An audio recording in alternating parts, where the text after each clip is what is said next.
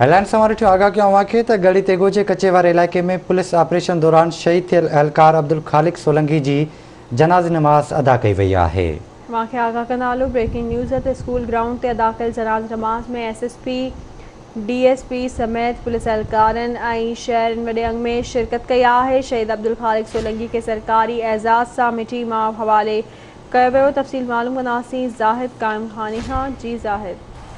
जी बिल्कुल, शिकारपुर के कच्चे वारे इलाके में धाड़ेलन पारा पुलिस की बख्तरबंद गाड़ी से थियल हमले के नतीजे में नौशरो फिरोज जिले से ताल्लुक रखंदड़ बख्तरबंद गाड़ी के एहलकार पुलिस एहलकार अब्दुल खालिक सोलंकी के जनाज़े नमाज है सिंध कॉलोनी के में मदरसा हाई स्कूल के ग्राउंड में अदा कई है। जनाज़े नमाज में SSP नौशरो फिरोज अल्ताफ हुसैन लगारी समेत समूरन तालकन जा DSPs पुलिस जा आला अमलदार शरीक थे।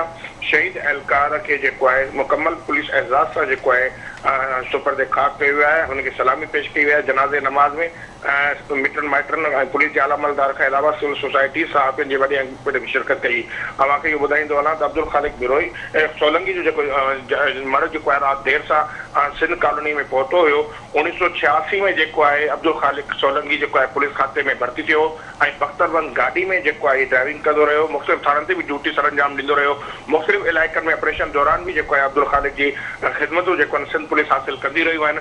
हिन मौक़े ते आवाज़ TV सां ॻाल्हाईंदे SSP नौशरो फिरोज अल्ताफ हुसैन लगारी चयो त सिंध पुलिस तरफ़ां फौरी तौर ते शहीद एहलकार के वारसनि के 50 लाख रुपया ॾिना वेंदा।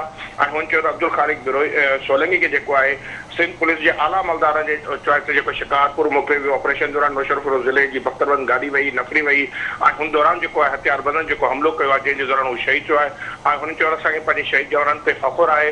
हुन चयो अफ़सोसनाक वाक़िए असां पंहिंजे शहीद एहलकार के वारसनि सां गॾु आहियूं। जी ठीक है ज़ाहिद, वॾी महिरबानी अव्हांजी तफ़सील खां आगाह करण लाइ।